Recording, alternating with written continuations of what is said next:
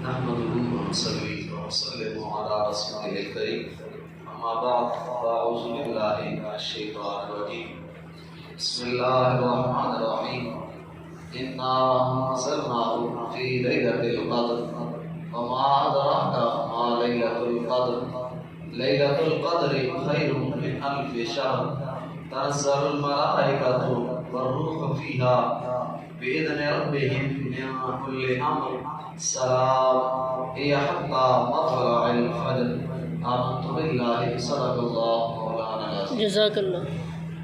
آج کا ہمارا موضوع ہے لیلۃ القدر، قدر والی رات. رب کریم نے قرآن پاک میں اس کے متعلق پوری سورہ مبارکہ نازل کی. فرمایا انا انزلناہ فی لیلۃ القدر، بے شک ہم نے اس قرآن کو قدر والی رات میں نازل کیا ہے. وما ادراک ما لیلۃ القدر، پھر فرمایا تم کیا جانو کہ لیلۃ القدر کیا ہے، تمہیں کیا سمجھ بوجھ ہے کہ قدر والی رات کیا ہے. سنو اس رات کا مقام کیا ہے. لیلۃ القدر خیر من الف شہر، مالک کریم نے فرمایا وہ قدر والی رات 1000 مہینوں سے زیادہ بہتر ہوا کرتی ہے. تنزل الملائکۃ والروح فیہا بإذن ربہم من کل امر، اس دن اللہ کے حکم سے حضرت جبریل امین اور سارے ملائکہ فرشتے سارے کے سارے زمین پر آیا کرتے ہیں. سلام، اور وہ زمین پر آ کر سلامتی بھیجا کرتے ہیں. یہ حتی مطلع الفجر، یہاں تک کہ صبح صادق طلوع ہو جاتی ہے، یہاں تک کہ فجر کی روشنی پھوٹنے لگ پڑتی ہے. پوری رات وہ فرشتے زمین پر آ کر سلامیاں بھیجتے رہتے ہیں. نبی کریم صلی اللہ علیہ وآلہ وسلم نے صحابہ کرام کے ساتھ بیٹھے ہوئے ایک مرتبہ سنا، ایک واقعہ پڑھا تو دیکھا کہ صحابہ کے سامنے ذکر کیا. کہا پہلی امتوں میں کچھ لوگ ایسے تھے جنہوں نے بڑی عبادتیں کی تھی، بڑی ریاستیں کی تھی، ان کی عمریں زیادہ تھی. کسی کی 950 سال عمر ہے، کسی کی 1000 سال عمر ہے، اور انہوں نے بڑی عمر عبادتوں میں گزاری تھی. میرے کریم محبوب علیہ السلام صحابہ کے سامنے ذکر کر رہے ہیں اور حضور فرما رہے ہیں. ایک شخص وہ تھا، حضرت مجاہد بیان کرتے ہیں کہ نبی کریم صلی اللہ علیہ وآلہ وسلم نے فرمایا پہلی امتوں میں ایک شخص وہ تھا جو اللہ کی راہ میں 1000 سال تک ہتھیار پہنے رہا، 1000 سال تک رب کی راہ میں لڑتا رہا. مسلمانوں کو اس پر تعجب ہوا کہ یہ کیسے ہو سکتا ہے. اب ہم اگر ایسا کرنا چاہیں تو ہمارے لیے حکم کیا ہے. تو مالک نے فرمایا انا انزلناہ فی لیلۃ القدر وما ادراک ما لیلۃ القدر. اے میرے محبوب کریم صلی اللہ علیہ وآلہ وسلم کی امت تم پریشان نہ ہو. پہلی امتوں کے لوگ 1000 سال عبادت کیا کرتے تھے، انہیں ثواب ملتا تھا. ہم نے تمہیں ہر سال میں ایک رات وہ عطا کر دی ہے، جیسے ہی تم اس رات کی عبادت کرو گے، اس رات کو پالو گے، تو فرمایا ہم تمہیں 1000 مہینوں کی عبادت کا ثواب عطا فرمائیں. سبحان اللہ. نبی کریم صلی اللہ علیہ وآلہ وسلم صحابہ کے سامنے ایک دن 4 لوگوں کا ذکر کر رہے تھے. نبی کریم صلی اللہ علیہ وآلہ وسلم نے فرمایا یہ وہ لوگ ہیں جو 80 سال تک پلک جھپکنے کی مقدار میں بھی رب کی نافرمانی انہوں نے نہیں کی تھی. 80 سال لگاتار رب کی عبادت میں رہے. اب جتنی دیر میں آنکھ بند کر کے کھولی جاتی ہے اتنی دیر بھی انہوں نے رب کی نافرمانی نہیں کی تھی. فرمایا وہ لوگ وہ تھے حضرت ایوب علیہ السلام، حضرت زکریا علیہ السلام، حضرت جزکیل علیہ السلام، حضرت یوشع بن نون علیہ السلام. نبی کریم صلی اللہ علیہ وآلہ وسلم نے 4 ہستیوں کا ذکر فرمایا. یہ وہ لوگ تھے جنہوں نے 80 سال تک پلک جھپکنے کی دیر بھی رب کی نافرمانی نہیں کی تھی. اب یہ سن کر نبی کریم صلی اللہ علیہ وآلہ وسلم کو تعجب ہوا، حیران ہوئے اور کہا اگر ہم ایسا کرنا چاہیں تو حکم ہمارے لیے کیا ہے. ہماری تو عمر ہی 80 سال نہیں ہوا کرتی ہے، اگر کسی کی ہو بھی تو اور بھی بہت کچھ ہے. اب ہم اگر ایسا کرنا چاہیں تو ہمارے لیے کیا حکم ہے. نبی کریم صلی اللہ علیہ وآلہ وسلم نے فرمایا رب نے سورہ مبارکہ نازل کر دی ہے لیلۃ القدر خیر من الف شہر. ان لوگوں کی 80 سال کی عبادتیں ایک طرف ہیں، لیکن میری امت کو یہ خاصہ حاصل ہے کہ ایک رات ایسی عطا کی گئی ہے یہ بھی نہیں ہے کہ پوری زندگی میں صرف ایک رات، فرمایا اس کی زندگی میں جب وہ سال پھر کے آتا رہے گا، ہر سال اسے وہ رات عطا کی گئی ہے کہ اس رات کا ثواب 1000 مہینوں کی عبادت سے افضل و بہتر ہوا۔ سبحان اللہ۔ نبی کریم صلی اللہ علیہ وسلم نے صحابہ کو تسلی دیتے ہوئے فرمایا اگر تم لیلۃ القدر کو عبادت کرو گے تو اس کے بدلے میں مالک تمہارا ثواب جو ہے 1000 مہینوں کی عبادت سے افضل لکھ دے گا۔ حضور نبی رحمت صلی اللہ علیہ وآلہ وسلم اب صحابہ کرام کے درمیان ایک دن حاضر ہوئے، میرے کریم محبوب علیہ السلام نے فرمایا صحابہ کو کہا لیلۃ القدر اب میں تمہارے سامنے رکھنے والا تھا، لیکن جیسے ہی حضور علیہ السلام باہر آئے دو لوگ جھگڑ رہے تھے، میرے کریم محبوب نے فرمایا تعین ہو گیا تھا، متعین ہو گیا تھا، میں نے لیلۃ القدر کو پا لیا تھا، میں تمہیں بتانے والا تھا کہ وہ لیلۃ القدر کون سی رات ہے، قدر والی رات کون سی ہے، مختص ہو گئی تھی، لیکن اب ان دو لوگوں کے جھگڑے کی وجہ سے اب یہ بات جو متعین ہو گئی تھی اب یہ متعین نہیں ہے، اب یہ بات بتائی نہیں جائے گی۔ اب اس میں حکمت کیا تھی؟ میرے کریم محبوب علیہ السلام کو پتہ تو چل گیا تھا کہ لیلۃ القدر کی رات کون سی رات ہے، اگر حضور علیہ السلام لوگوں کے سامنے ذکر نہ بھی کرتے تو وہ رحمت کو چھپانا ہوتا جو حضور علیہ السلام کا خاصہ ہے۔ اب مالک کریم نے وہاں ایک سبب بنایا کہ دو لوگ جھگڑ رہے تھے کہ یہ ہے یا یہ ہے، ادھر سے حضور علیہ السلام نے فرمایا میں تمہیں بتانے آیا تھا لیکن اب مجھ پہ مخفی ہو گئی ہے، اب وہ بات چھپ گئی ہے جو میں نے تمہارے سامنے ظاہر کرنے آیا تھا۔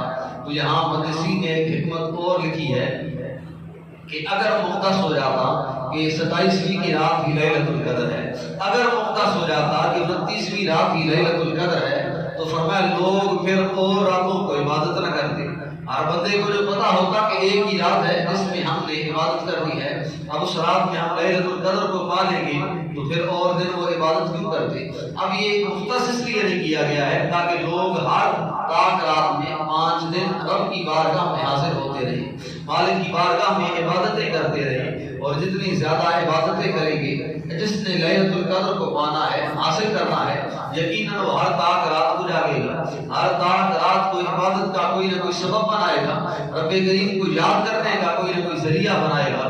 اب وہ اگر مختص ہوتی تو صرف ایک رات کرتا، مختص نہیں ہے تو وہ 5 راتیں رب کی عبادت کر رہا ہے، اور 5 میں کہیں نہ کہیں تو لیلۃ القدر رکھی ہوگی، اب وہ اسے لیلۃ القدر بھی مل جائے گی اور باقی 4 راتوں کا ثواب بھی مالک اسے عطا فرما دے۔ سبحان اللہ۔ اب یہ حکمت ہے صرف لیلۃ القدر کو ظاہر نہ کرنے کے بارے میں جو نبی کریم صلی اللہ علیہ وسلم نے صحابہ کرام کے سامنے بیان کی ہے۔ حضرت ابن عباس رضی اللہ تعالی عنہما آپ فرماتے ہیں کہ اللہ تعالیٰ نے لیلۃ القدر میں حضرت جبریل امین کو حکم دیا، اور یہ ہر سال ہی ہوتا ہے کہ مالک لیلۃ القدر میں حضرت جبریل امین کو حکم دیتا ہے کہ وہ سدرۃ المنتہا سے 70,000 فرشتے زمین پر لے جائیں۔ اب یہ وہ رات ہے کہ جس رات میں 70,000 فرشتے رب کے حکم سے زمین پر آیا کرتے ہیں، اور ان کے ساتھ نور کے جھنڈے ہوتے ہیں، وہ فرشتے نور کے جھنڈے اٹھا کر آتے ہیں، جب وہ زمین پر اترتے ہیں تو جبریل امین علیہ السلام اور باقی فرشتے 4 جگہوں پر اپنے جھنڈے گاڑ دیتے ہیں۔ 4 جگہیں کائنات میں ایسی ہیں جو سب سے اعلیٰ سب سے افضل ہیں، یہاں امام بہقی کی حدیث مبارکہ کے مطابق آپ نے فرمایا 4 جھنڈے جو ہیں وہ ہر جگہ وہ مختص جگہوں پہ ہر فرشتہ اپنا اپنا گاڑ دیتا ہے۔ پہلی جگہ نبی کریم صلی اللہ علیہ وسلم کے مزار اقدس پر سارے فرشتے نور کے جھنڈے گاڑ دیتے ہیں۔ دوسری جگہ بیت اللہ میں مسجد حرام میں سارے فرشتے اللہ کے حکم سے نور کے جھنڈے گاڑ دیتے ہیں۔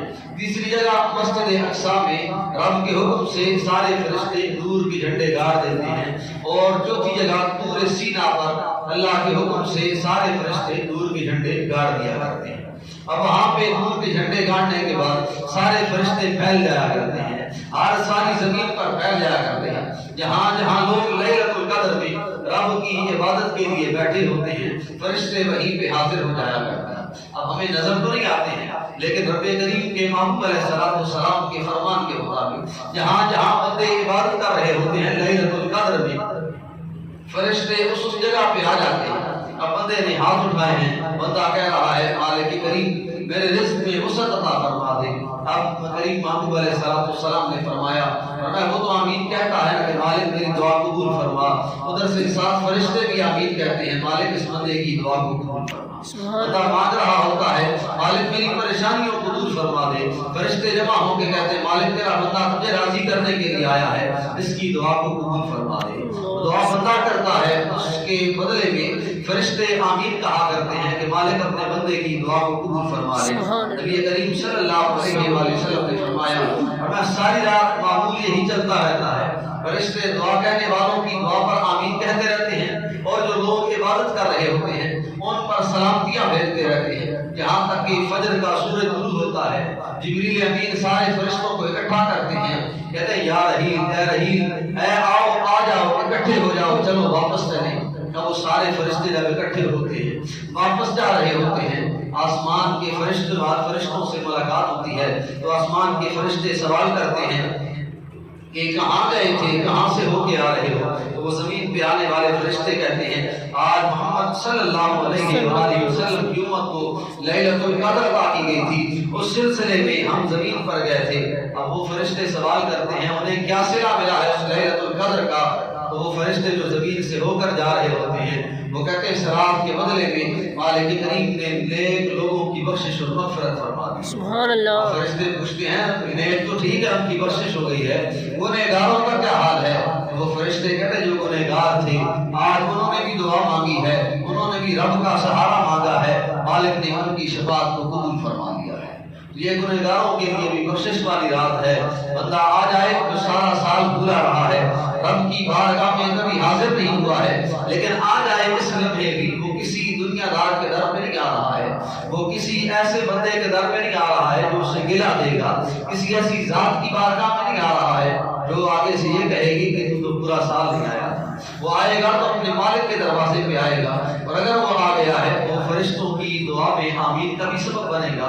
وہ فرشتے واپس جا رہے ہوں گے، اسی بندے کے متعلق دوسرے فرشتوں کو بتا رہے ہوں گے یہ فلاں جگہ پہ بندہ تو گنہگار تھا لیکن آج آیا ہے رب سے شفاعت کرائی ہے کہ مالک میرے گناہوں کو معاف فرما دے، مالک نے اس گنہگار کی بھی شفاعت کو قبول فرما دی۔ سبحان اللہ۔ یہ کریم صلی اللہ علیہ وسلم کا سہارا ہے کہ مالک نے ہمیں ایسی راتیں ایسی گھڑیاں عطا کی ہیں کہ جن گھڑیوں میں ہم مالک کریم کے سامنے حاضر ہو سکیں، جن گھڑیوں میں ہماری بخشش کا کوئی نہ کوئی سبب بن سکے۔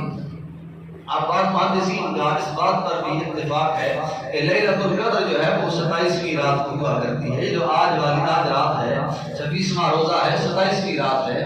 حضرت ابی بن کعب رضی اللہ تعالیٰ عنہ آپ قسم اٹھا کے کہہ دیا کرتے تھے کہ لیلۃ القدر 27ویں رات کو ہے۔ اب اس کی ایک نشانی بھی اس حدیث مبارکہ میں ذکر کی گئی ہے، وہ یہ ہے کہ اگلی صبح کو جو سورج نکلا کرتا ہے اس کی شعائیں جو ہے وہ بڑی مدھم ہوا کرتی ہیں، اس کی شعائیں جو ہے وہ تیز نہیں ہوتی ہیں، مدھم شعائیں ہوا کرتی ہیں۔ رات کو ٹھنڈک ہو جاتی ہے، گرمی ہو سخت چاہے جیسا بھی موسم ہو، لیکن پھر بھی جب لیلۃ القدر آتی ہے تو اس کی اپنی ایک مٹھاس ہوا کرتی ہے۔ رات کے وقت اس کے اندر چاشتی ہو جاتی ہے، رات کو ٹھنڈی رات ہو جایا کرتی ہے۔ صحابہ کرام فرماتے ہیں کہ حضور علیہ السلام کے ساتھ ہم اعتکاف میں بیٹھے، 24ویں رات تھی، نبی کریم صلی اللہ علیہ وآلہ وسلم 24ویں رات کو اپنے خیمے سے باہر نکلے اور حضور علیہ السلام نے فرمایا دن 24واں تھا، 25ویں رات تھی، میرے کریم محبوب نے فرمایا صحابہ میں نے لیلۃ القدر کو پا لیا ہے۔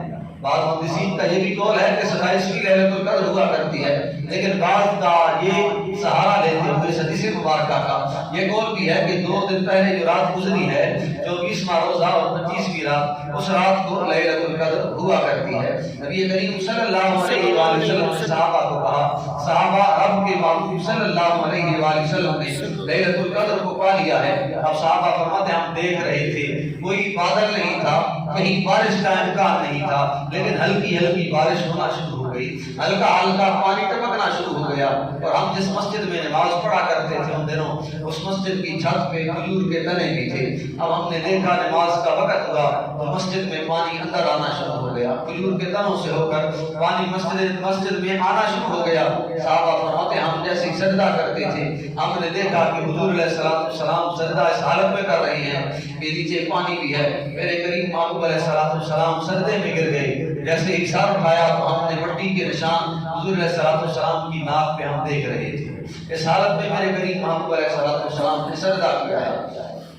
یہ ہیں محدثین کے قول، لیکن صحیح فتویٰ یا صحیح قول یہی ہے کہ نبی کریم صلی اللہ علیہ وآلہ وسلم کے ارشاد کے مطابق کہ لیلۃ القدر کو آخری 10 دنوں کی تاک راتوں میں تلاش کیا کرو۔ ان تاک راتوں میں 21ویں ہو، 23ویں ہو، 25ویں ہو، 27ویں ہو یا 29ویں ہو، کسی رات کو بھی رب کے حکم سے لیلۃ القدر آ جایا کرتی ہے۔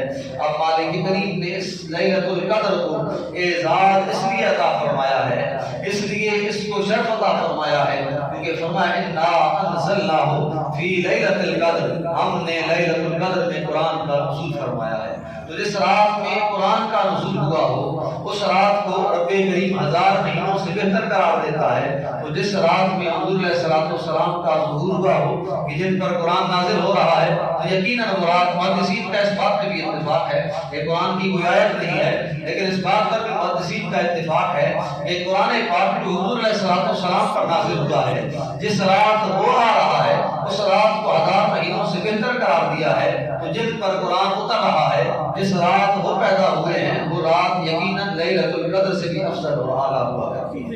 اب یہ وہ لیلۃ القدر ہے جو پتہ نہیں ہمیں پھر نصیب ہوگی یا نہیں۔ اب بھی 2 دن باقی ہیں، کیا پتہ آج کا دن ہو یا 29واں دن ہو جس دن لیلۃ القدر ہو۔ اگر زیادہ نہ بھی ہو سکے تو صرف اتنا کر لیں، اگر ساری رات کی عبادت 1000 مہینوں کی عبادت سے افضل ہے تو صرف اتنا کر لیں کہ 2 رکعت نماز نفل پڑھ لیں۔ زیادہ ٹائم نہیں ہے آپ کے پاس، عبادت کریں تو ٹھیک ہے، آدھی رات کریں ٹھیک ہے، پوری رات کریں ٹھیک ہے، لیکن آپ نے ڈیوٹی پہ جانا ہے، کام کرنا ہے، مصروفیات ہیں، یا ویسے آپ نہیں کر سکتے ہیں اتنا تو صرف 2 رکعت پڑھ لیں۔